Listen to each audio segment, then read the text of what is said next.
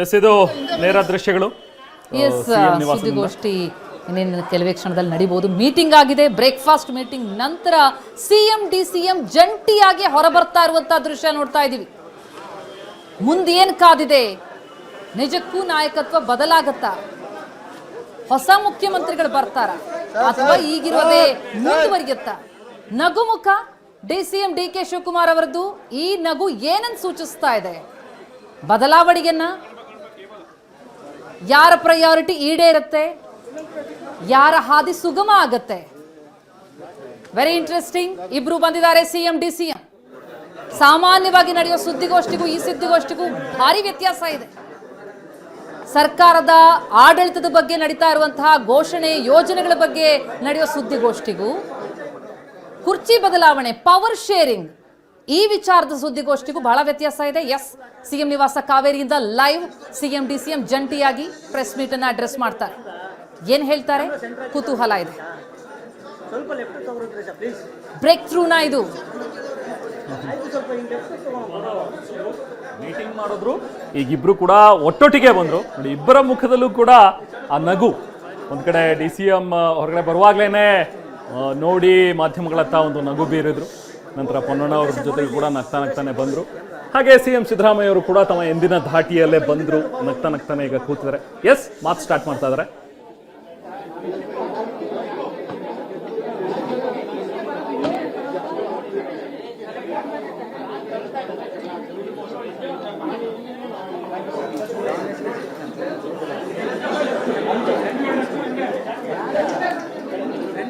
Please maintain the silence. ಕೇಳಿಸ್ತಾ ಇಲ್ವಾ?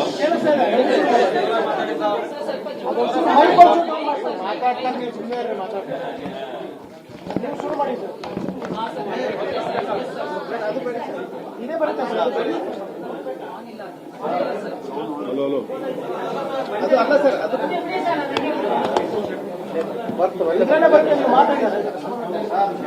ಕೇಳಿಸ್ತಾ ಇದೆಯಾ?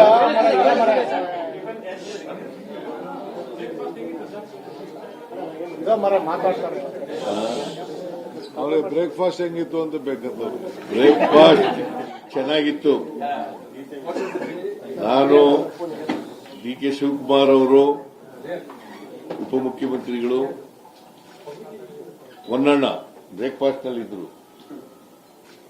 ನಾವು 3 ಜನನು ಕೂಡ ಬ್ರೇಕ್ಫಾಸ್ಟ್ ನಲ್ಲಿ ಭಾಗಿಯಾಗಿದ್ದು. ಅಲ್ಲೇನು ಮಾತಾಡಲಿಲ್ಲ.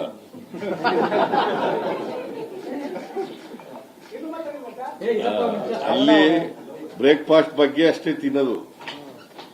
ಬ್ರೇಕ್ಫಾಸ್ಟ್ ಚೆನ್ನಾಗಿತ್ತು. ಬ್ರೇಕ್ಫಾಸ್ಟ್ ಅನ್ನ ಮಾಡಿದ್ದೀವಿ ಒಟ್ಟಿಗೆ.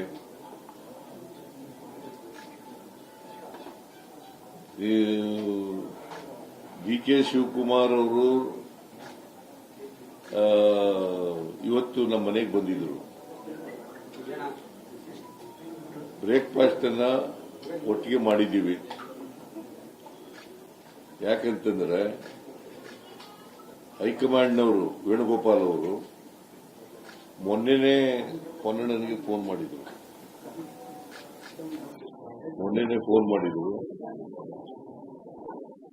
ಡಿ ಕೆ ಶಿವಕುಮಾರ್ ಅವರನ್ನ ಬ್ರೇಕ್ಫಾಸ್ಟ್ ಕರೀರಿ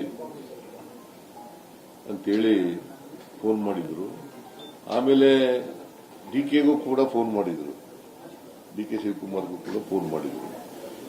as A matter of fact D K Shivakumar ನಮ್ಮನೆಗೆ ಬರ್ರಿ ಊಟಕ್ಕೆ ಅಂತ ಕರೆದ್ರು. ನಮ್ಮನೆಗೆ ಊಟಕ್ಕೆ ಬರ್ರಿ ಅಂತ ಕರೆದ್ರು. ಇಲ್ಲ, ನನಗೆ ಹೇಳಿದ್ದಾರೆ ಉಚಿತವಾಗಿ ಬ್ರೇಕ್ಫಾಸ್ಟ್ಗೆ ಕರೀರಿ ಅಂತ. ಅದರಿಂದ ನಾನು ಇಲ್ಲೇ ಬ್ರೇಕ್ಫಾಸ್ಟ್, ನಮ್ಮನೇಲೆ ಬ್ರೇಕ್ಫಾಸ್ಟ್ ಮಾಡೋದು ಅಂತ ಆಗಿದೆ. ಇನ್ನೊಂದು ದಿನ ಊಟಕ್ಕೆ ಬರೋಣ ಅಂತ ಹೇಳಿದೆ ನಾನು. ಅಲ್ಲೇನಪ್ಪ? ಹೌದು. ಇನ್ನೊಂದು ದಿನ ಊಟಕ್ಕೆ ಬರೋಣ, ನಿಮ್ಮ ಮನೆಗೆ ಬರ್ತೀನಿ ನಾನು. ಸೊ ಈ ಉಭಯ ಕುಶಲೋಪರಿ ಆದ್ಮೇಲೆ ಬಹಳ ಮುಖ್ಯವಾಗಿ ನಾವು ಇವತ್ತು ಭೇಟಿ ಮಾಡಿದ ಉದ್ದೇಶ ಅನಗತ್ಯವಾಗಿ ಕೆಲವು ಗೊಂದಲಗಳು ನಿರ್ಮಾಣ ಆಗಿದ್ದಾವೆ. ಗೊಂದಲಗಳು ನಿರ್ಮಾಣ ಆಗಿದ್ದಾವೆ. ಇತ್ತೀಚಿನ ದಿನಗಳಲ್ಲಿ ಸುಮಾರು 1 ತಿಂಗಳಿಂದ ಗೊಂದಲಗಳು ನಿರ್ಮಾಣ ಆಗಿದ್ದಾವೆ. ನಾವು ಇಬ್ಬರೇ ಕೂತ್ಕೊಂಡು ಮಾತಾಡೋದು. ನಮ್ಮ ಉದ್ದೇಶ 28ರ ಚುನಾವಣೆ ಬಹಳ ಮುಖ್ಯ. ಲೋಕಲ್ ಬಾಡೀಸ್ ಚುನಾವಣೆ ಬಹಳ ಮುಖ್ಯ. ಕಾರ್ಪೊರೇಷನ್ ಚುನಾವಣೆ ಮತ್ತು ತಾಲೂಕು ಪಂಚಾಯತ್, ಜಿಲ್ಲಾ ಪಂಚಾಯತಿ ಚುನಾವಣೆ, ಗ್ರಾಮ ಪಂಚಾಯತ್ ಚುನಾವಣೆ ಇವು ಬಹಳ ಮುಖ್ಯ. ಅದರ ಬಗ್ಗೆನೂ ಕೂಡ ಚರ್ಚೆ ಮಾಡಿದ್ರು. 28 ಚುನಾವಣೆಯಲ್ಲೂ ಕೂಡ ಕಾಂಗ್ರೆಸ್ ಅನ್ನು ಅಧಿಕಾರಕ್ಕೆ ತರಬೇಕು ಅಂತಕ್ಕಂಥದ್ದು ಚರ್ಚೆ ಮಾಡಿದ್ದೇವೆ. ನಾವಿಬ್ರು ಡಿ.ಕೆ. ಶಿವಕುಮಾರ್ ಅವರು, ನಾನು ಹೇಗೆ ಅಸೆಂಬ್ಲಿ ಚುನಾವಣೆಯಲ್ಲಿ 2023 ಅಸೆಂಬ್ಲಿ ಚುನಾವಣೆಯಲ್ಲಿ ಕೆಲಸ ಮಾಡೋದು ಒಟ್ಟಿಗೆ, ಅದೇ ರೀತಿಯಲ್ಲಿ ಮುಂದೆನೂ ಕೂಡ ಒಟ್ಟಿಗೆ ಹೋಗ್ತಕ್ಕ ಚುನಾವಣೆಯಲ್ಲಿ 2023 ಅಸೆಂಬ್ಲಿ ಚುನಾವಣೆಯಲ್ಲಿ ಕೆಲಸ ಮಾಡೋದು. ನನಗೆ ಡಿ.ಕೆ. ಶಿವಕುಮಾರ್ಗೆ ಯಾವುದೇ ಡಿಫರೆನ್ಸಸ್ ಇಲ್ಲ, ಇವತ್ತಿನವರೆಗೂ ಡಿಫರೆನ್ಸಸ್ ಇಲ್ಲ, ಮುಂದೇನೂ ಡಿಫರೆನ್ಸಸ್ ಇರಲ್ಲ. ಒಟ್ಟಿಗೆ ಹೋಗ್ತೀವಿ. ಆಮೇಲೆ ಅಸೆಂಬ್ಲಿ 8ನೇ ತಾರೀಕಿನಿಂದ ಶುರುವಾಗುತ್ತೆ. ಚಳಿಗಾಲದ ಅಧಿವೇಶನ ಬೆಳಗಾವಿನಲ್ಲಿ ಪ್ರಾರಂಭ ಆಗ್ತದೆ. ನಾವು ಅಲ್ಲಿ ವಿರೋಧ ಪಕ್ಷದವರನ್ನ ಬಹಳ ಸಮರ್ಥವಾಗಿ ಎದುರಿಸಿದ್ದೀವಿ, ಮುಂದೇನೂ ಕೂಡ ಎದುರಿಸ್ತೀವಿ. ಅದು ಬಿಜೆಪಿ ಇರಬಹುದು, ಜೆಡಿಎಸ್ ಇರಬಹುದು. ಸುಳ್ಳು ಅಪಪ್ರಚಾರಗಳನ್ನ, ಸುಳ್ಳುಗಳನ್ನ, ಆರೋಪಗಳನ್ನ, ಸುಳ್ಳು ಅಪವಾದಗಳನ್ನ ಮಾಡ್ತಕ್ಕಂಥದ್ದು ಬಿಜೆಪಿಯವರ ಚಾಳಿ, ಜೆಡಿಎಸ್ನವರ ಚಾಳಿ. ಇವರಿಬ್ಬರನ್ನು ಕೂಡ ಬಹಳ ಸಮರ್ಥವಾಗಿ ನಮ್ಮ ಸರ್ಕಾರ ಎದುರಿಸ್ತದೆ. ನಾನು, ಡಿಸಿಎಂ ಇಬ್ರು ಕೂಡ, ಡಿ.ಕೆ. ಶಿವಕುಮಾರ್ ಇಬ್ರು ಕೂಡ ಇವರನ್ನ ಅಸೆಂಬ್ಲಿನಲ್ಲಿ ಬಹಳ ಸಮರ್ಥವಾಗಿ ಎದುರಿಸ್ತೇವೆ. ಅದಕ್ಕೆ ಬೇಕಾದಂತಹ ಸ್ಟ್ರಾಟಜಿ ಏನ್ ಬೇಕು ಅದನ್ನ ಮಾಡಿದ್ದೀವಿ.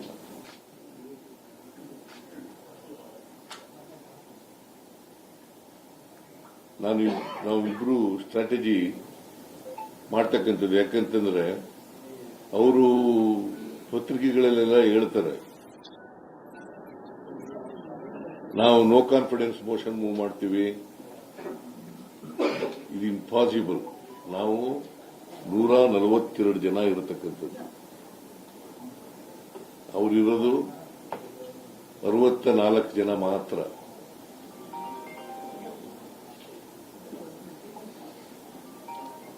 ಜೆಡಿಎಸ್ ಇರೋದು ಎಷ್ಟು? 18. ಅವರಿಬ್ರು ಸೇರಿದ್ರು ಕೂಡ 84 ಆಗ್ಬೋದು, 82 ಆಗ್ಬೋದು ಹೊರತು ಅದಕ್ಕಿಂತ ಜಾಸ್ತಿ ಆಗಲಿಕ್ಕೆ ಸಾಧ್ಯನೇ ಇಲ್ಲ.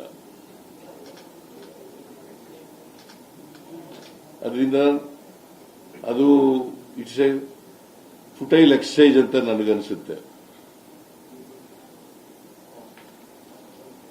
ಅವರು ಏನೇ ಮಾಡಿದ್ರು ಕೂಡ ಅಸೆಂಬ್ಲಿನಲ್ಲಿ, ಅವರು ಏನೇ ಆರೋಪಗಳನ್ನು ಮಾಡಿದ್ರು ಕೂಡ, ಸುಳ್ಳು ಆರೋಪಗಳನ್ನು ಮಾಡಿದ್ರು ಕೂಡ, ಅವೆಲ್ಲವನ್ನು ಕೂಡ ಸಮರ್ಥವಾಗಿ ಎದುರಿಸತಕ್ಕಂಥ ಕೆಲಸವನ್ನು ಮಾಡ್ತೀವಿ.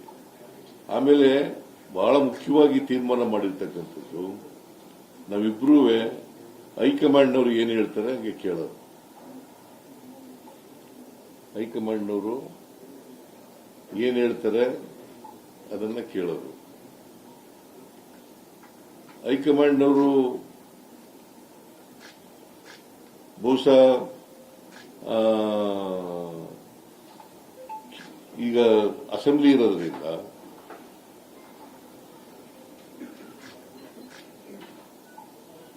ನಮಗೆ ಇಬ್ಬರಿಗೂ ಕೂಡ ಈ ಗೊಂದಲಗಳೇನಿದಾವೆ ಇದನ್ನು ತಿಳಿ ಮಾಡತಕ್ಕಂಥ ಕೆಲಸವನ್ನು ಮಾಡಿ ಅಂತ ಹೇಳಿದ್ದಾರೆ.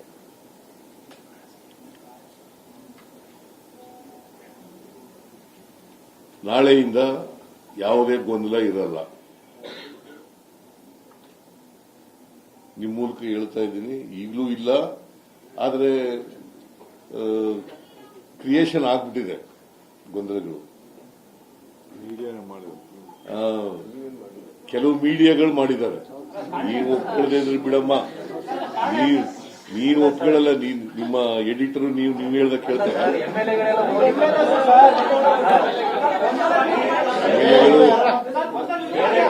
ಕೇಳಪ್ಪ ಇಲ್ಲಿ MLAಗಳು ಹೇಳಕ ಕೇಳ್ರಿ. ನೀವು ಯಾವ್ದು the shows some of the media reporters have created confusion. Confusion ನೀವು ಕ್ರಿಯೇಟ್ ಮಾಡಿಲ್ಲ ಅಂತಂದ್ರೆ ಆಯ್ತು. ನೀವು ಕ್ರಿಯೇಟ್ ಮಾಡಿಲ್ಲ. ನನ್ನ ಪ್ರಕಾರ, ನನಗಿರೋ ಮಾಹಿತಿ ಪ್ರಕಾರ MLAಗಳು ಹೋಗಿದ್ದಾರೆ. MLAಗಳು ಕೆಲವರು ಮಂತ್ರಿ ನಾನು ರೀಸಫಲ್ ಮಾಡ್ತೀನಿ ಅಂತ ಹೇಳಿದ್ರಲ್ಲ, ಅದಕ್ಕೋಸ್ಕರ ಹೋಗಿರ್ಬೋದು ಕೇಂದ್ರಕ್ಕೆ ಮಂತ್ರಿಗಳು ಮಾಡಿ ಅಂತ ಹೋಗಿರ್ಬೋದು. So it doesn't mean that they are against the leadership. They are not against the leader. ಹೌದು, ಕೆಲವರೆಲ್ಲ ಈಗ ಇವನು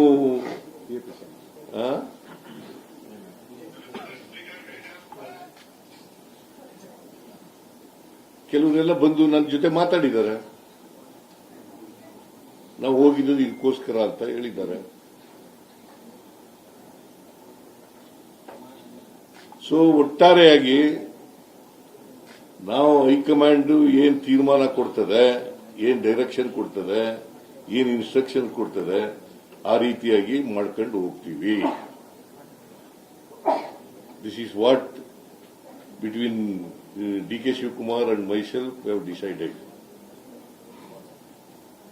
ಸರ್, ನೀವಿಬ್ಬರು ಚರ್ಚಿಸಿ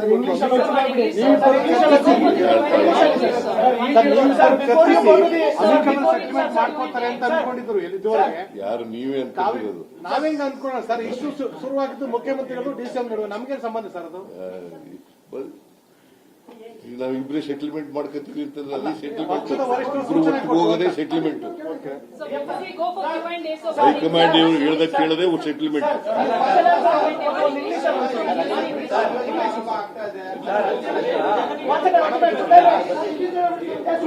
ಹೇಳಪ್ಪ.